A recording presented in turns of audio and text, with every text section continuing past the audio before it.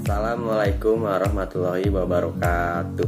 Perkenalkan, nama saya Baskara Rangga. Saya Elawati, kami dari kelompok 2. Dan saya Aulia Septiani. Di sini kelompok kami akan menjelaskan tentang pengenalan alat-alat laboratorium dalam analisis kimia. Selamat menyaksikan. Assalamualaikum warahmatullahi wabarakatuh. Perkenalkan, kami dari kelompok 2 akan menjelaskan tentang pengenalan alat-alat laboratorium dalam analisis kimia. Kelompok kami terdiri dari Aulia Septiani, Baskara Rangga, dan Elawati. Kemudian, yang pertama kami akan menjelaskan alat-alat laboratorium dalam analisis kimia. Yang pertama yaitu gelas ukur. Fungsi gelas ukur adalah sebagai alat untuk mengukur volume larutan mulai dari volume 10 mm hingga 2 liter. Dan berikut adalah contoh gambar gelas ukur. Selanjutnya ada tabung reaksi. Tabung reaksi adalah peralatan gelas yang terbuat dari kaca atau plastik. Bentuknya kira-kira sebesar jari tangan manusia. Tabung reaksi tersedia dalam berbagai macam ukuran. Namun, pada umumnya memiliki ukuran berdiameter 10 sampai dengan panjang 50 sampai 200 mm. Fungsi tabung reaksi ini adalah untuk mencampur dan menampung memanaskan bahan-bahan kimia cair atau padat.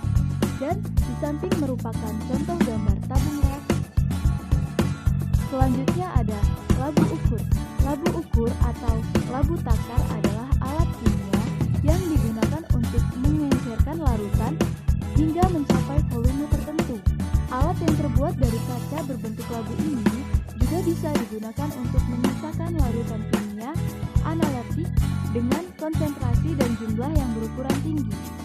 Dan berikut adalah contoh gambar labu ukur. Selanjutnya adalah labu Erlenmeyer. Labu ini adalah jenis labu laboratorium yang banyak digunakan. Alat berbentuk kerucut dengan leher silinder dan dasar yang datar ini diambil dari nama Emil Erlenmeyer, seorang kimiawan asal Jerman. Fungsi labu Erlenmeyer ini adalah untuk mencampur, mengukur, dan menyimpan cairan. Dan berikut ada gambar labu Erlenmeyer tersebut. Selanjutnya ada gelas beaker. Gelas yang sering disebut gelas piala dan gelas kimia ini adalah alat laboratorium yang berfungsi sebagai penampung. Alat berbentuk silinder dengan alas dasar ini biasanya digunakan untuk bahan kimia dengan sifat korosif yang terbuat dari PPTE dan untuk mencegah terjadinya kontaminasi atau hilangnya cairan. Gelas ini biasanya dipasangkan dengan gelas Al-Roji sebagai penutup. Terdapat beberapa ukuran gelas ini yaitu mulai dari 25 mm hingga 3 liter. Gelas beaker terbuat dari bahan borosilikat atau plastik. Selanjutnya yaitu pipet tetes. Pipet tetes digunakan untuk memindahkan volume cairan yang telah terukur. Alat ini terdiri dari beberapa jenis dengan bentuk, fungsi, dan tingkat ketelitian yang berbeda. Macam-macam pipet diantaranya yaitu pipet tetes, pipet ukur, dan pipet volume. Dan berikut adalah contoh gambar pipet tetes. Selanjutnya adalah pipet ukur. Pipet ini adalah untuk memindahkan larutan secara teratur sesuai dengan volume. Pada pipet ini juga terdapat skala yang menunjukkan volume tersebut. Ukuran volume terbesar pipet ini adalah 50 mm. Dan di samping merupakan contoh gambar pipet ukur. Selanjutnya, pipet volume atau gondok. Pipet gondok atau pipet volume berbeda dengan pipet tetes. Pipet volume memiliki ukuran yang lebih besar sehingga mampu memindahkan cairan dari wadah ke wadah. Peralatan laboratorium ini merupakan alat ukur kuantitatif dengan tingkat ketelitian yang tinggi. Pipet volume ini memiliki bagian menggelembung di tengahnya. Fungsinya adalah untuk mengambil larutan dengan volume. Berikut merupakan contoh gambar pipet volume atau gondok. 9. Yang selanjutnya yaitu kaki 3. Kaki 3 dalam alat laboratorium adalah besi yang mempunyai 3 kaki yang memiliki fungsi sebagai penyanggaring. Fungsi kaki 3 adalah sebagai penahan kawat, kasa, dan penyangga ketika proses pemanasan. Dan berikut adalah contoh gambar kaki 3. Bisa kita lihat bersama. Selanjutnya ada rak tabung reaksi. Rak tabung reaksi ini adalah alat yang umumnya terbuat dari kayu. Ia mempunyai 12 lubang dengan 12 cekungan di bawahnya. Untuk menyimpan tabung reaksi, ukuran rak ini sekitar 20 kali 10 cm. Pada bagian lainnya terdapat 6 batang kayu yang berfungsi sebagai tempat tabung reaksi dikeringkan. Secara ringkas, fungsi tabung ini adalah sebagai tempat menyimpan tabung reaksi dan mengeringkan menjaga tabung reaksi agar tidak berjamur. Dan ini merupakan gambar rak tabung reaksi. Bisa kita lihat bersama-sama. Selanjutnya yaitu penjepit tabung reaksi. Penjepit tabung reaksi terbuat dari kayu dan digunakan untuk menjepit tabung reaksi di saat proses pemanasan, atau bisa juga digunakan untuk mengambil kertas saring dan benda-benda led lain di saat kondisi alat tersebut panas. Dan berikut contoh gambarnya. Selanjutnya ada plat tetes. Fungsi plat tetes adalah sebagai penguji keasaman suatu larutan atau mereaksikan larutan. Plat tetes terbuat dari bahan porselen atau umumnya tersedia dalam jumlah 6,12 dan 16 lubang tetes. Bisa kita lihat contoh gambarnya. Dan yang selanjutnya yang akan saya jelaskan adalah mortar dan pestle. Mortar dan pestle adalah dalam bahasa Indonesia dinamai usung dan alu. Fungsi alat laboratorium ini adalah untuk menghancurkan atau menghaluskan suatu bahan atau zat yang masih bersifat padat atau kristal.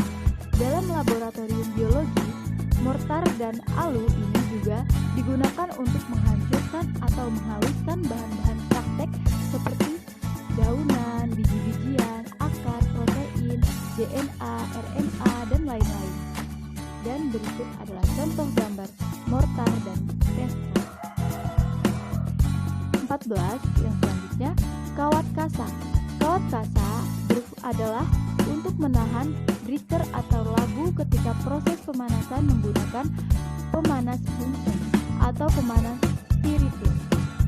Kawat kasa juga ditopang alat kaki 3 pada bagian bawahnya untuk membuat proses pemanasan berjalan dengan maksimal. Bisa kita lihat contoh gambarnya sebagai berikut. Yang selanjutnya adalah corong pisah. Peralatan laboratorium berbentuk kerucut dengan tutup setengah bola ini biasanya digunakan dalam proses ekstraksi cair, yaitu proses memisahkan komponen-komponen fase pelarut dengan densitas yang berbeda. Corong pisah atau corong pemisah memiliki bagian penyumbat di atasnya dan keran di bawahnya. Alat lab kimia ini dibuat dari kaca borosilikat, sedangkan kerannya terbuat dari teflon ataupun kaca. Bisa kita lihat contoh gambar dari corong pisah. Selanjutnya yaitu batang pengaduk. Batang pengaduk digunakan untuk mencampur cairan dengan bahan kimia untuk keperluan praktek di laboratorium. Batang pengaduk ini umumnya terbuat dari kaca pejal, ukurannya hampir sama dengan sedotan minuman, namun sedikit pandang dengan ujung membulat.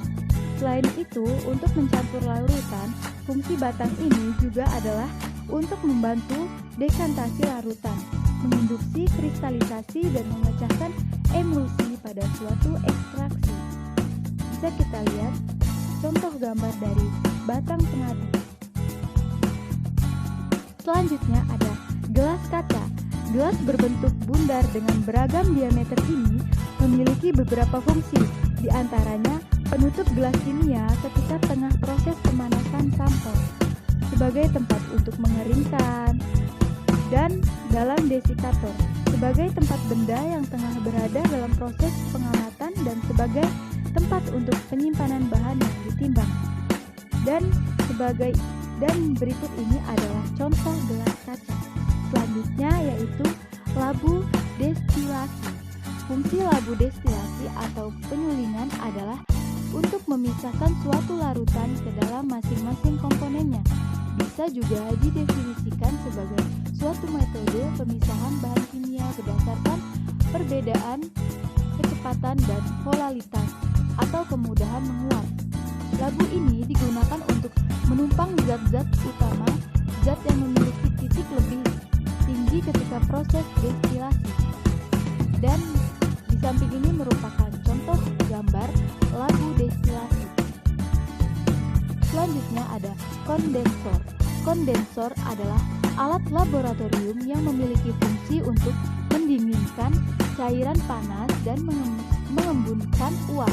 Alat ini memiliki beragam jenis bentuk, dengan diantaranya adalah kondensor Graham dan lain sebagainya. Dan berikut ini merupakan contoh gambar kondensor. Dan yang terakhir yang akan saya jelaskan adalah buret.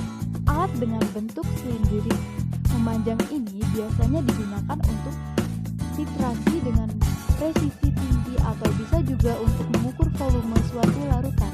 Alat yang dilengkapi dengan skala pada sisi luarnya ini memang dirancang dengan ketelitian yang sangat tinggi sehingga cocok digunakan untuk keperluan analisis. Kini, meski dalam perkembangannya telah banyak ditemukan alat titrasi berbasis teknologi, buret masih menjadi alat laboratorium yang selalu digunakan. Dan berikut merupakan contoh gambar buret. Sekian penjelasan dari kelompok kami. Jika ada yang kurang jelas dan banyak kesalahan, kami mohon